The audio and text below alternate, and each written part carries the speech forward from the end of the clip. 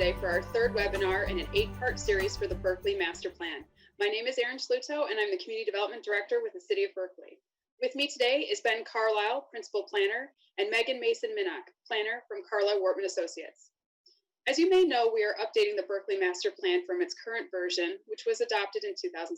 And a lot has changed in Berkley and the world since then, so it's important to keep that guiding planning document current and reflective of the needs and goals of the community. One of the most important components of updating a master plan document is getting community member feedback. That includes business owners, property owners, residents, etc. Prior to the global pandemic, we began a robust and extensive community engagement strategy to get the thoughts and opinions of Berkley residents. This included visits to all city boards and commissions, PTA groups, moms and dads clubs, visits to Berkley High School and Oxford Towers, and setting up booths and activities at the many community events throughout the summer, Berkley Days, Cruise Fest, and more. Unfortunately, those engagement activities had to be canceled, but we did not want to stop the forward momentum and the wonderful feedback we were receiving from the community. So we had to think outside the box and devise an entirely new engagement strategy. This 8-part series will examine a new topic each session. Our first session was an introductory and explored what is a master plan. Last week, we expanded that by discussing the existing conditions of Berkley. And this evening, we are excited to discuss the hot button topic, parking.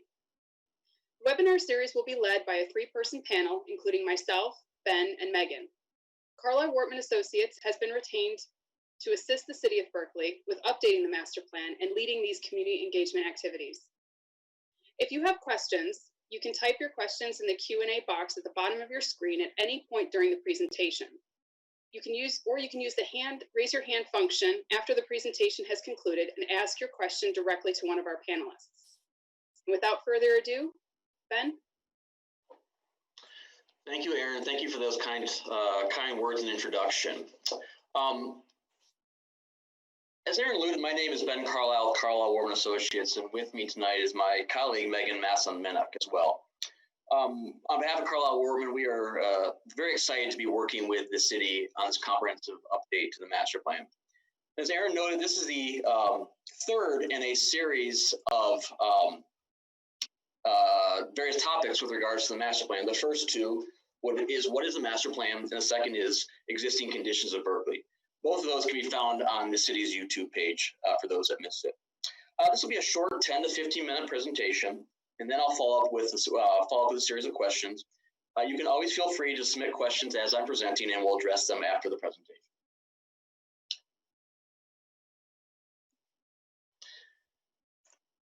According to author Isaac Asimov, there is parking in the afterlife, if you believe that. And speaking to a number of Berkley residents, it appears that some believe it may be easier to find parking in heaven than it is in Berkley. Clearly, and all jokes aside, we have heard a lot in our engagement and discussion with the community that parking is a significant issue in Berkley. In the recently adopted downtown plan sponsored by the DDA, there was a whole chapter dedicated to parking. And the issues that we've heard with regards to parking that also came out that plan is simply, one is there's parking or lack thereof along 12-mile in the corridors, including Coolidge and Woodward, have been identified. There's issues of parking that along the corridors that blends or spills into the neighborhoods. And lastly, a lack of parking for specific uses such as Berkley High School and others have been identified. Many of you have taken the survey, and as of yesterday, we've had over 1,100 responses to the survey. One of the questions we asked was with regards to parking. And specifically, we identified or asked what the parking challenges that you see. And it was interesting is that the number one answer that we heard was there's not a parking problem. And that was identified by approximately 39% of the responses. For those that did identify a parking problem, the highest scored issue was simply there was just not enough overall parking. And the next highest two was commercial or school parking on residential streets. And lastly, there simply needs to be more municipal parking. So obviously there appears to be a discussion if parking really is a problem at all. And secondly, there's division as to how and where there may be a parking problem. In addition to the general survey question about parking, there was also an opportunity to provide additional comments. And we received a number of comments.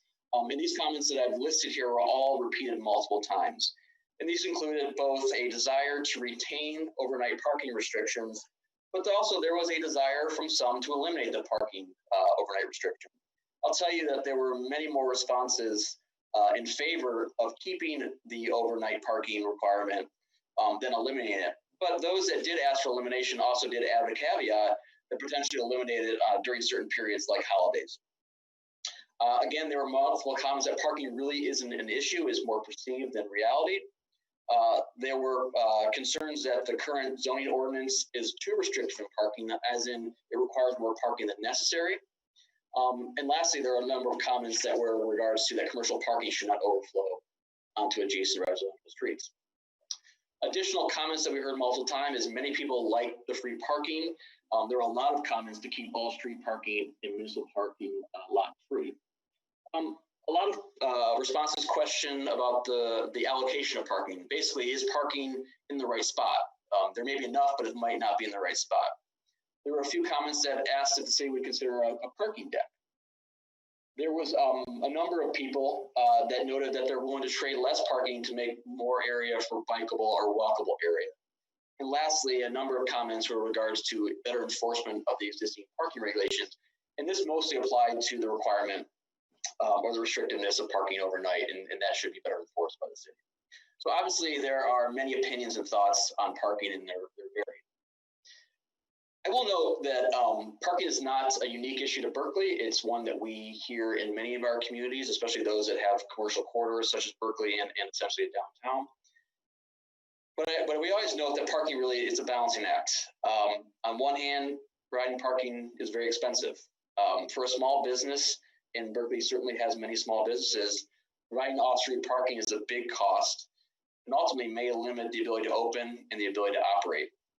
On the other hand, too little parking is both a perceived and a real deterrent to a viable shopping and commercial area. In addition to that, excessive parking, especially vacant parking lots, can detract from a downtown and the vibrancy of a downtown. But clearly, it's a balance. A community always wants to what we call right-size parking and provide the right amount of parking in the right amount of locations. So essentially, it comes down to a few basic points with regards to discussion. First is parking supply versus demand. It's a little bit like the Goldilocks theory. Is do we have too little? Do we have enough? Or do we have it just right? The second, and part of that question is if parking is provided in the right place. There may be enough overall parking with regards to supply, but it might not be located near the highest demand. And so it may be located in areas where people aren't using it because they simply don't need to find parking around that particular area. And lastly, and hopefully by addressing these first 2 points, we can hopefully address the third to prevent commercial parking spilling into the residential neighborhoods. I think it's very interesting that based on your downtown plan, the plan showed that 76% of all your parking on 12 Mile and Coolidge are privately owned lots for specific businesses. That's a very high ratio of parking, especially in an area you would consider your downtown.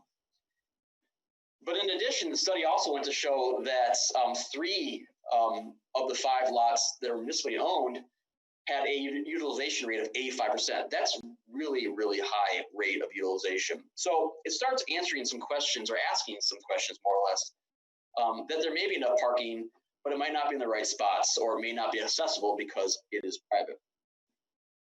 So what are potential solutions? I'm going to list a number of here, and I'm going to go into a few more. I'm going to go into detail just on a few of them moving forward.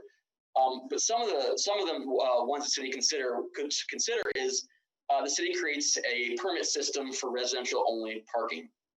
The city rents private lots for public use. The city creates more public lots. This could be either through more service lots or multi-story deck parking decks. The city assigns short-term parking along corridors. The city evaluates parking requirements. Either this be done through a parking district, which was noted in the downtown plan, or parking best practices. The city invests in signs, both in number and quality, to direct traffic to public parking areas. And I do want to note that's currently in progress and in discussion. The city creates an online parking map, which basically tells you where there's available parking and how to get there. And again, that is also, I believe, in progress on behalf of the city. The city looks at public-private partnerships to create additional parking around specific uses. And lastly, the city looks at other multiple modal solutions, such as increased pedestrian and bike amenities to reduce parking demand along the corridors and in the downtown. I'll note that some of these may not be feasible for Berkley, but it's worth considering at this point any option to see if they would be effective and how we can potentially implement them. So I just want to go into a little more detail on a few of these options. So one of the potential solution is to designate some streets, especially those that are along the corridor, as residential parking only. And I only show this as an example of 3 streets of Phillips, Oakshire, and Royal. So in this case, residents who live along the street would be provided a permit to put in their car, allowing them to park on the street for designated periods of time. Any other car would not be allowed to be parked on the street, and they would be ticketed.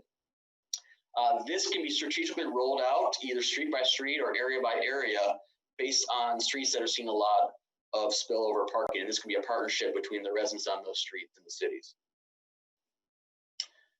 Another potential solution, and this is based on the number of lots that are privately owned along the corridor, would be a way for the city to find parking is to either purchase or potentially rent private lots. So for example, and I just highlighted in red some areas where the city could, these are private lots where the city could potentially work with these property owners for areas that have excessive parking or are closed during certain hours, that could partner with the city to allow for public parking. The city could work with these interested businesses in purchasing or renting these extra spaces. In the long run, in this situation may be a win-win public-private partnership. So where the businesses would obtain extra revenue by renting to the city spaces, and the city doesn't have to spend the upfront capital costs to build more parking, because as I noted, parking is very expensive to build. Again, I want to note that this would be a partnership with these private businesses. It would not be a situation where the city would come in and tell them that they need to rent it out. It would be a partnership where the city would compensate for the use of these lots based on an agreement between both sides. So I want to be very clear about this would not be something the city would force upon these. If you're like me, you're doing a lot more short trips than before to pick up goods and services very quickly. And arguably that phenomenon is going to continue into the future. So in order to create areas for quick trips, the city could designate certain parts of the corridors as 15-minute pickup and drop-off areas. This would allow for parking to turn over for much shorter trips. You could run in and pick up your food or pick up retail goods or have people drop it off to your car. This would free up additional spaces. You could even designate certain areas for ride-sharing, pickup, and drop-offs, and many communities have actually designated like Uber and Lyft designated areas for those businesses. And lastly, and this goes back to that comment about best practices, is we encourage the city to look at the zoning ordinance to ensure that parking is consistent with best practices. There are a number of uses in your ordinance that are actually, by all measures, are actually require more parking than that's necessary. For example, retail, office, and multifamily residential requires more parking to be provided than actually, based on the data, is actually needed. And conversely, you have a use like a restaurant use, which is well underparked. You probably don't have enough parking allocated for those uses. So going through your zoning ordinance and kind of correcting that issue would alleviate some potential parking issues moving forward. So these are just a few of the solutions that we are asking the city to consider. And again, we do encourage discussion and input for other solutions that you think that we should also consider moving forward. I do just want to quickly highlight the upcoming schedule. We have another webinar scheduled for June 4th with regards to gallery spaces, and then we have 4 more after that. We're having an online drop-in to discuss this parking tomorrow, June 3rd at 6 o'clock. In addition, please, if you haven't already, please take the survey. And again, there's a link for it at the end of this slide. We want to hear from you. We want to hear your input, and there's lots of ways to be involved. Again, this webinar will be posted, and you can always leave comments. There's a Facebook group, the Berkley Master Plan group. And lastly, if you don't feel comfortable placing your comments, which we understand, there's 3 ways to leave us a private message, including email, you can mail us a suggestion, and also you can leave us a voicemail. With that, I'm going to conclude my presentation, and we are open for any questions that may come up, or we have some questions to ask each other. So with that, I'll open up to Megan to see if anyone has any questions. Thanks, Ben. I don't see anything in the Q&A box yet, but Kurt does have his hand up, so I'm going to click allow to talk. Hi, Kurt. Can you share with us any questions or comments? Yes, thank you. Sorry about that. I had a couple comments regarding the parking. The first thing was regarding the survey, and obviously the top choice was that a lot of people didn't see that there was a parking issue. But I wonder if it was considered that, whereas most people that notice the issue with parking are the ones who live directly off of the main corridors, whereas most of the residential, thankfully, is away from. Oh, no. Only, it's only single blocks all along the, like where you highlighted the areas that could possibly get permits. Those would be the main areas where those residents would notice the issue. Where somebody that's down further south would probably say no, they don't see a parking issue because they don't live there. So I think that's it's very. Kurt, that's I didn't mean to cut you off, but before you get to your point, I want to say that's a point very well taken. And parking is a little bit like politics; it's local, right? So yep. If you're not next door to a parking issue, you don't think it's an issue. But if you are, you obviously do. So clearly, that 39% is it's the 39. It's the number, but it doesn't mean that parking is not an issue. But more importantly to the 39% was the diversity and some of the responses of how parking is an issue in the community. And so we recognize that real or not, parking is a concern and one that we need to address or discuss as part of the master plan. Thank you. And the other thing was, now when a city rents a private lot, does that make it become like a municipal lot where it would automatically mean new businesses would not be required specific parking? Because right now they have to have, if they're not within a certain distance from a municipal lot, they would have to have a certain amount of parking spots. So if the city is renting a private lot, is that considered a municipal lot at that time? So that's a great question. I don't have an answer. Obviously, this is something that we were just kind of considering and floating out. And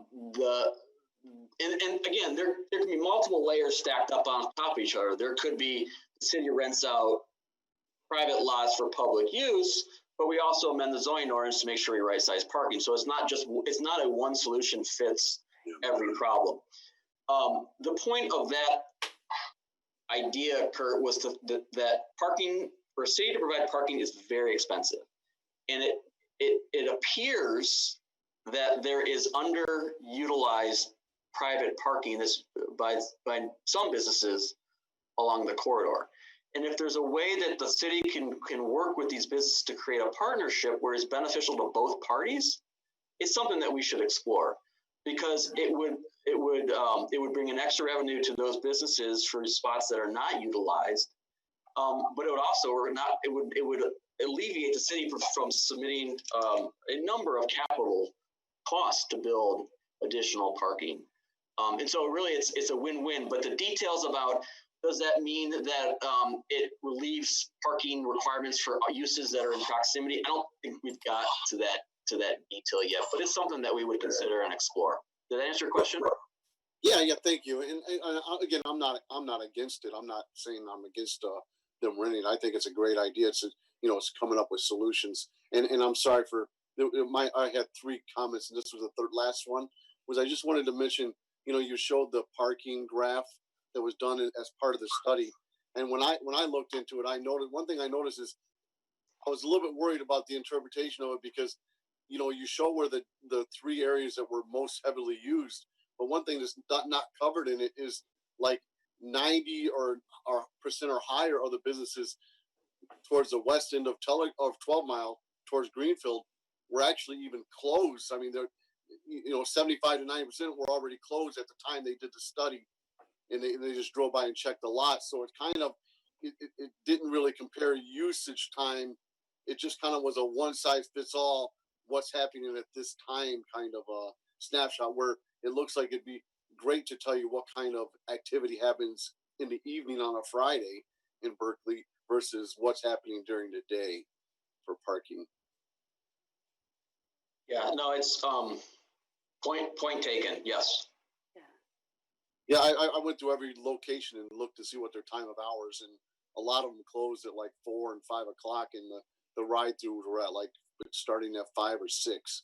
But Kurt, that's a great point. But that goes to my second point: is how can we repurpose those lots for other public parking, so we don't have to build public lots? So, and this is not. I mean, listen, this is not magical. I didn't come up with this idea out of nowhere. I mean, it's been done in other places. So I'm not that smart. So I just think it's a unique and potentially creative way to really address some of those concerns. Oh yeah. I mean, I definitely agree. The only thing I was concerned is maybe figure out some kind of a ratio that maybe protects something like of incentive from happening, where, because right now the businesses over there aren't open. Let's say one of them is not open till past 4, where in let's say there's another business that opens up nearby that's in the evening one, and the city's written a lot and there's plenty of parking at night, but all of a sudden that primary business is sold, and the use now, the person is open till 8 o'clock, and now they're using that, they need that lot as well. And so maybe if somehow they figure out some kind of ratio that says if we're renting it, that we only count like one of every 2 spots instead of every spot as being available or something, just to kind of a protection, so that it doesn't happen like what was been set up. It was totally reliant on a shared parking agreement, and then all of a sudden it wasn't available anymore. Yeah, and that's something, that's a good point. That's something that we would obviously work hard with the city on, and obviously work hard with the municipal attorney to make sure that there's some binding to a lot of this, a lot of these shared parking. And furthermore, the last thing we want to do is find a solution to fix one problem to create another problem. So if we do this partnership, we want to make sure that the lots that are being rented out that are private for public purposes, that private lot has enough parking to accommodate their own needs, because we don't want to create them being renting out spaces that they need. So there's a lot of moving nuances to this, but we're just kind of throwing it out as a concept. No, it sounds great. Thank you very much. And sorry. No, that's what we're here for. Thanks, Kurt. Ben, we have Alexandra Donn has her hand up, so I'm going to allow her to talk and up next. And also, folks, feel free to type questions in the Q&A as well. Hi.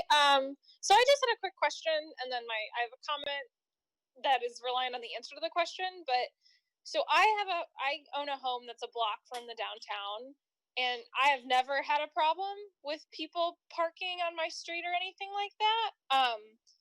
So when people are complaining about people parking on their street, what is the issue with commercial customers parking on streets? Is it that people just don't like it when people park in front of their houses, or is it they're not getting access to services? Like what is the problem with someone parking in front of your house?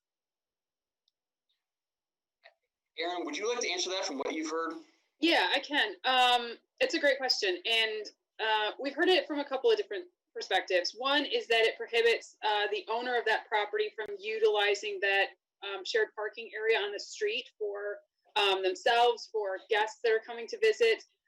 Anyone who wants to come visit them may have to park 4 or 5 houses down and then walk down. So that they have noted that as problematic.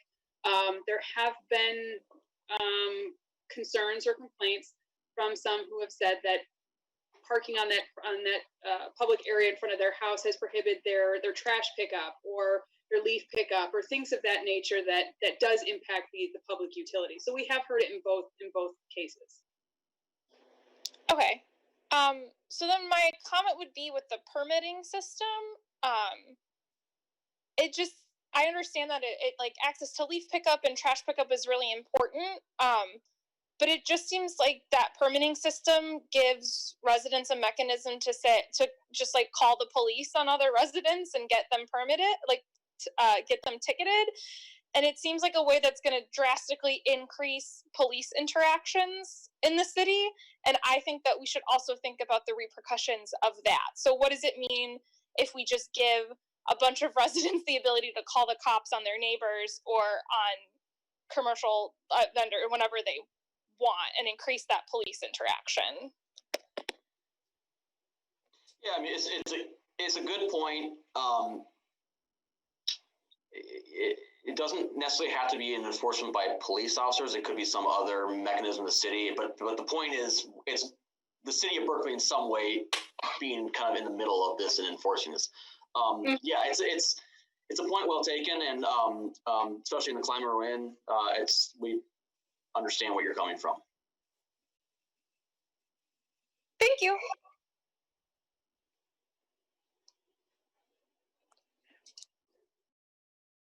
All right. Does anybody else have any other questions?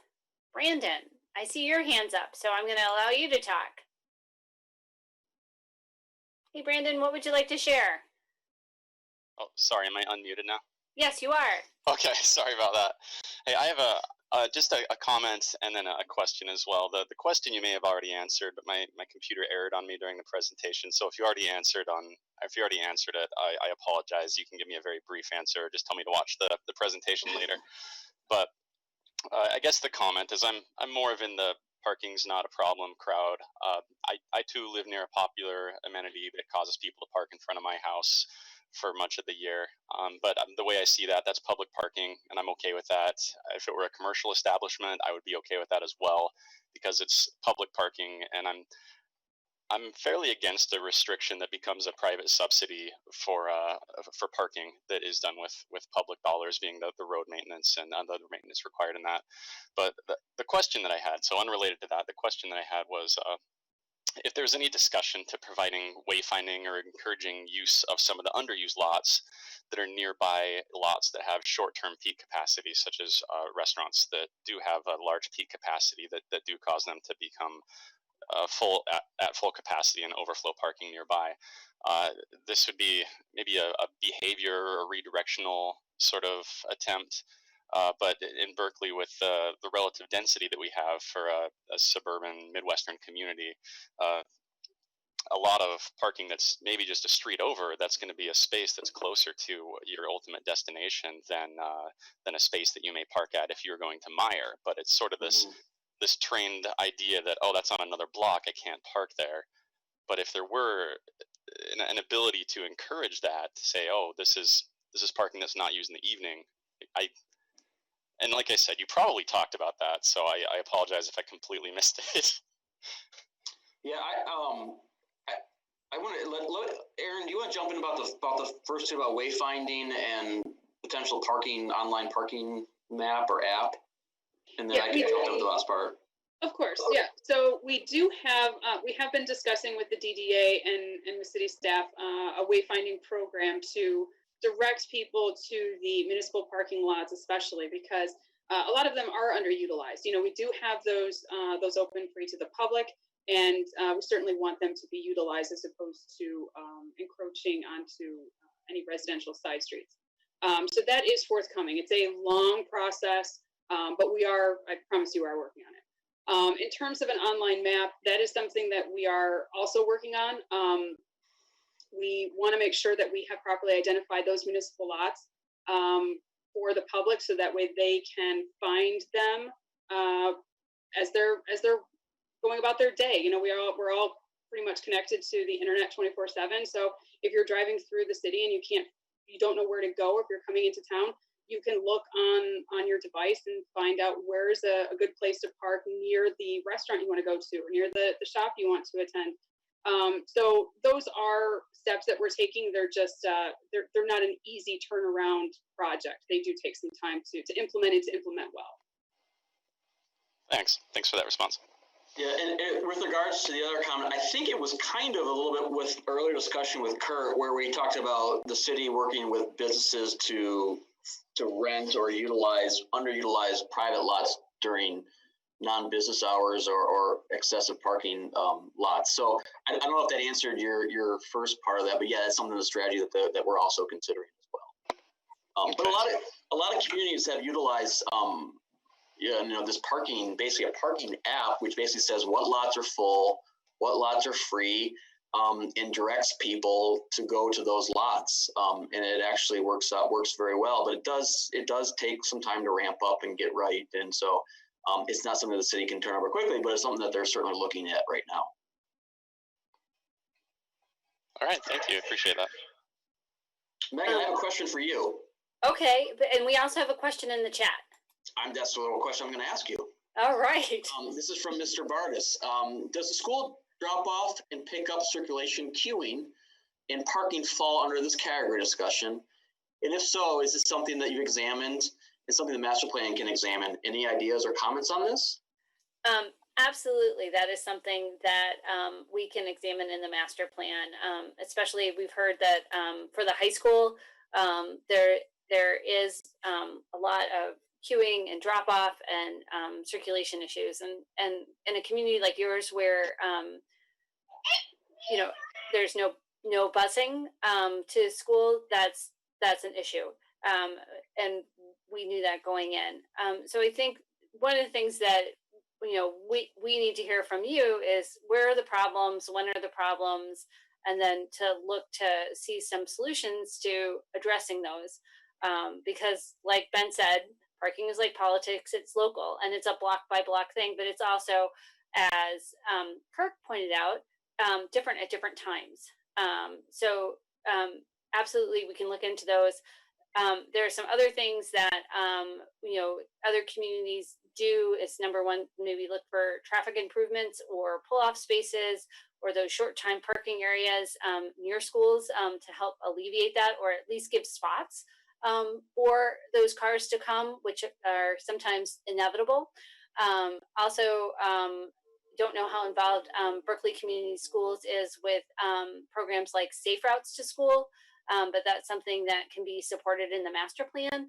And those help to alleviate, again, that traffic congestion by having more kids walking and biking to school. And it helps to make sure that they're doing that in a safe manner. Ben or Aaron, would you have anything to add on that? Yeah, we do have a lot of elementary schools here in the community that we have heard that there are some drop-off issues. Just want to make you aware that the Berkley High School has contacted us, and we're working with them, the school district, to expand that parking area and to reconfigure the drop-off lane that's on Catalpa. So hopefully that will alleviate some concerns. That project's already in the works, but certainly that's not the only thing that could be looked at with this master plan. But we certainly are looking at how we can make that easier, or that drop-off process easier for the parents, the students, and the residents in the neighborhoods for which they exist. Yeah. The only thing I add to that, and you'll hear us talk a lot about this in the master plan process, and especially with parking, is there has to be a partnership, a public-private partnership. The city cannot address this alone, and it needs to work with its partners, the business community, the schools, etc., because the city could put these great ideas and plans in place, but if they don't have partners that are willing to work with them and adopt these, it doesn't go anywhere. So issues of school traffic and queuing, the school district has to be a part of that conversation and part of the solution. Parking on the corridors and in the downtown, the business community has to be part of that solution. Parking on streets, the residential community obviously has to be part of that discussion too. So you'll hear a lot about partnerships, and I think we recognize that the city alone can't address all these questions on its own, but the city can be the leader to pull these resources together and these partnerships to really address these concerns. So parking is going to be a big one. We're going to have partnerships. Ben, I don't see any hands up. Oh, wow. Is that me with a lot of feedback? No. Anyway, so I have a question for you, Ben. Yep. You've listed a lot of potential solutions, but are some of them easier to implement than others? Eventually, we're going to get to the, so what of the master plan. We're going to need to make some decisions. Is there some low-hanging fruit here? Yeah, obviously there's some low-hanging fruit. The ones the city's already started, and I won't say low-hanging. Nothing's low-hanging at this point. You've got a built-out community that it makes. You're not going to create more space in Berkley, right? You're just not. You just can't build more land in Berkley. So nothing's easy. It's about allocating what you got and making it more efficient. So The investment in the signs and the wayfinding signage, the investment in the online parking obviously is an easier thing to do and one that's already in progress. So yeah, that's something that I think we can do quickly. I think this partnership with existing businesses for renting out lots, I think that's a pretty easy, I would say a doable solution in the near term. That obviously work out some of the kinks, but I think that's something that we could look at. The harder ones are simply the city building new lots. So we have to identify land. We have to find the capital resources to do it. We have to bid it. I mean, so, and then what are the issues of that? What are the neighbors adjacent to it going to say about a new parking lot next door? So those are the little bit more difficult ones. And so I think that would be something that we would think of as a not last case scenario, but if these other solutions don't work, that may be the step we have to go to. But I think I would encourage us to look at some of these other creative solutions before we go in to actually the city actually going out and building and creating its own lots or parking deck or whatever it may be. The other variable of this, and I think Maggie, you might have mentioned this, is the uncertainty with the autonomous vehicles. Yeah. We really, I'll be honest, as a planner, we don't know what the impact of that is going to be. I've heard two different sides of it. I've heard that it will actually increase congestion because cars won't park. They'll simply drop the owner off at a location. They'll drive around for an hour and then come back and pick them up, or they'll drive back home and drive back. I've also heard it's going to alleviate all traffic congestion, and we won't need parking lots anymore. So I think the future of that's unknown and how that's going to play into it. And so that's another reason why I would not necessarily recommend the city invest a whole lot in parking lots, because we don't know what the future of those are going to be.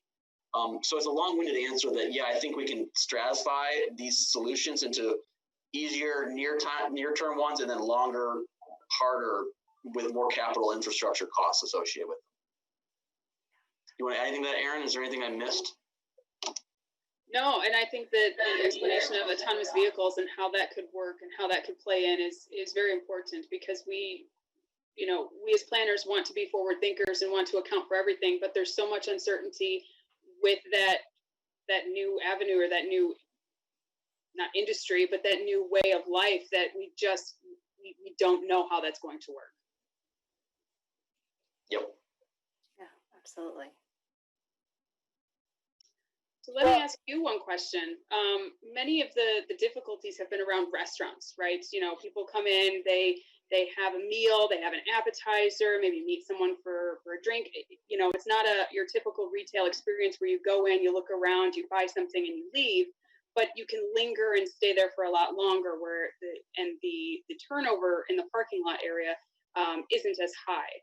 So are there some best practices for parking in restaurants that we should be aware of here in the city and we should look to implement? Aaron, or Megan, you take this one. Well, first thing is Ben pointed out in his presentation, you need to make sure that your parking regs your parking regulations match what happens with that use. So that was one that was clearly identified as you need some adjustment. Also, with parking, with that parking too, another thing of restaurants, especially if you have a conglomeration of them, like you do, it becomes walkable, and you have a walkable downtown like you do. People go out to dinner, but maybe they might do 3 or 4 other things, so they stay a lot longer. A lot of times, sometimes the best practice is in a downtown area is that you'll say, we, the city, are going to take care of the parking, and you, the private entity, don't need to worry. We're going to provide enough parking. But I think when we discuss the history of your city, it was originally platted and built these your corridors where the restaurants are way before the car was the dominant thing. And so we're just like some other things, we're just trying to wedge those uses in. And so I think it's looking at where different uses are, where parking is needed, and then using the creative solutions, kind of as Ben was saying, maybe it's renting lots, but also knowing that as you get more restaurant uses, how your parking works is different, and accounting for that not only in planning and where parking is, but then also what your regulations are, and make sure that they account for how that is it is different from, let's say, a retail use. Also, they have a different number of staff who are there at different times too. Ben, do you want to chime in with anything else? Yeah, obviously, Berkeley's history is to have free parking, and so people obviously will park for as long as they need to. I know you have some 2-hour parking, but one of the real easy solutions to some of this, and especially in front of restaurants, is short-term parking. Mm-hmm. Your most valuable space is right on the street, right in front of a business, and so the more you can free that space up for higher turnover, the longer term parking then gets pushed, where you have a restaurant usually gets pushed in a little farther distance. And so it's not taking that valuable space. So that's one thing we encourage, is especially in front of restaurant uses, is to implement some of this 15 short-term parking spaces. And that doesn't mean the whole street's that way, but there's a few allocated spaces every block or two that have this quicker turnover ratio for parking. And so that's one way to address the issue of the restaurants. Yeah, that's a great point, Ben. And actually, people taking that walk sometimes is great for your downtown district or your corridor, so that they can discover the other great things that are there. Yep. So, Aaron, we've raised a lot of questions tonight, or solutions. Do you think that some of these or all of these would require additional staff that the city would have to consider to enforce and or implement these? Well, I mean, every single thing that we've kind of talked about can take a different approach, or different bodies or different groups of people are going to be involved. So something like utilizing or for the city to purchase property to create new surface lots, that involves DPW, that involves an engineering component. I don't foresee that we would need a whole lot more staff, but certainly some of these things, and if we get into any kind of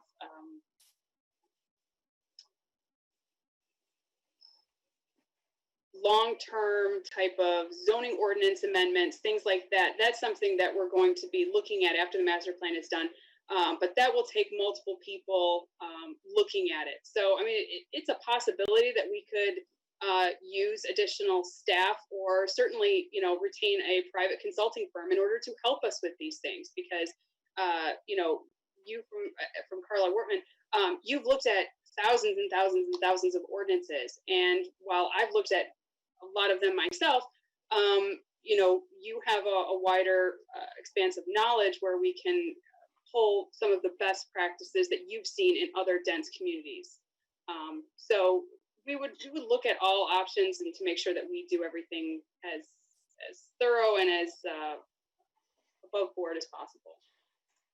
Yeah, it was kind of a loaded question too, Aaron. I apologize. It's like the other answer. It's kind of it's a level of staffing needs and capital costs. You put in a new parking lot, you're going to need a lot of capital costs to do that. Anything that requires enforcement, you may have to hire more enforcement officers. The 15-minute parking or the residential parking, and maybe some more enforcement. So it's just a different level of what the needs are going to be.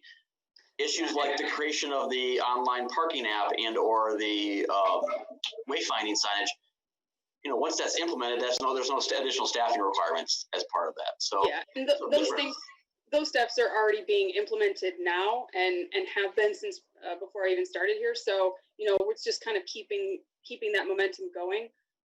But certainly, the larger scale projects and anything that would require more monitoring or more enforcement, Yep. we would have to look at making sure that we have the resources for those projects to move forward, so that they are successful. Because if we implement something and we don't have the enforcement behind it, or if we don't develop, if we buy property and don't develop a surface lot, and then what's the point? Right. So I have a question for the attendees. I really want to get their opinion. And this, a lot of us three talking to each other, I want to hear what the attendees have to say. Are there any that you've heard tonight that are just a completely non-starter? Any solution that you just think is just not feasible and we shouldn't even be exploring it? You can raise your hand to talk, or type it in the comment box. And if you're calling in, it's *9 to raise your hand.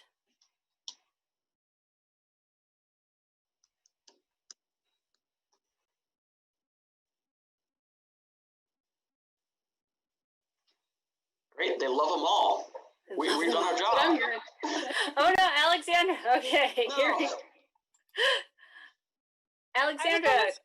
Hi, I just want to say again that I really don't think we should give permits to residents. I just think it's going to be an excuse for people to say there's someone parked on my street. I'm calling the enforcement officers, and I just don't think that's like a reasonable solution during these times. Got it. Yeah, and Brandon shared in the chat, in the Q&A, as I indicated in my comment, I'm not a fan of restricting public parking on the street. Thanks.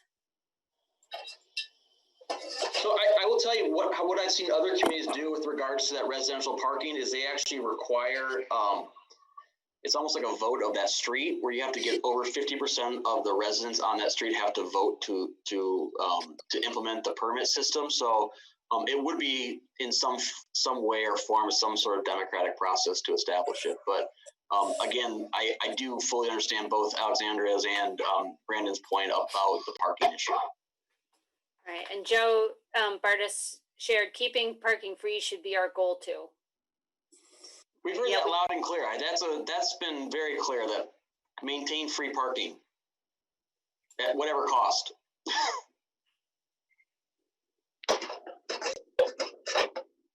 Anything else? Any other comments from the public that are ideas that are non-starters or ones you really think that we should explore more?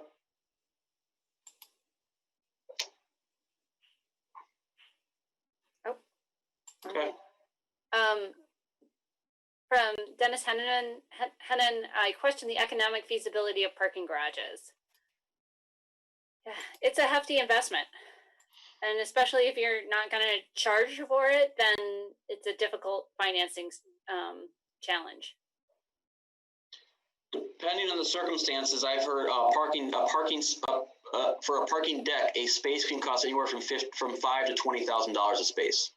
So you've got to do the math. You got a 100 space parking deck, times that by 5,000 or 20,000. That's a hefty investment. So parking decks are they're economically feasible in very, very dense areas. They're not as economically feasible in non-dense areas. That's why we think we should look at other solutions before even building at-grade lots, additional at-grade lots for municipal. We think there's some other solutions to look at. And then by very dense, do you mean? I mean, Berkeley is dense in that it's an urban environment, but it's not the height in some of the places that a lot of places have a parking deck. Usually, if you have a parking deck, you have at least 3-4 stories, or 2 to 3. Yeah, I mean, and yes, and I guess dense. I could also rephrase this as intensity. The demand isn't high enough here to justify the cost per space, especially if it's free parking. You'll never make those. It'll never pay for itself with additional revenue from businesses and et cetera to make it economically feasible. So, yeah, I think density or intensity or demand, you could use whatever term interchangeably, but it would be a very expensive proposition, and the cost benefit I don't think would pencil out. Yeah, I would absolutely agree with that. I don't think that the cost benefit would measure out, and I think that would be a last resort for the city of Berkeley. But it's something that we absolutely want to include on our survey, just to gauge interest from the public. If they say they're all for it, then we want to hear from the residents and from the people who live, work, and play here.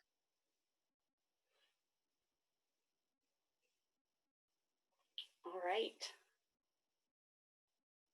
Well, as we said, tomorrow evening at 6 o'clock, we're having a drop-in. So if you want to continue a discussion or have a more dynamic flow of discussion, please come. And also, if you know someone who missed the presentation, feel free to share it with them on the YouTube channel. Usually they're posted within a day. But also they can feel free to, again, share that drop in, have them come, ask them to come and just chat with us about what their concerns are, solutions, if they had any questions, if they wanted to see the presentation again, all of those things, we can do those. Thank you so much for your participation. Thank you, everybody. All right. Thanks. Well, we're gonna end a little early. Thank you.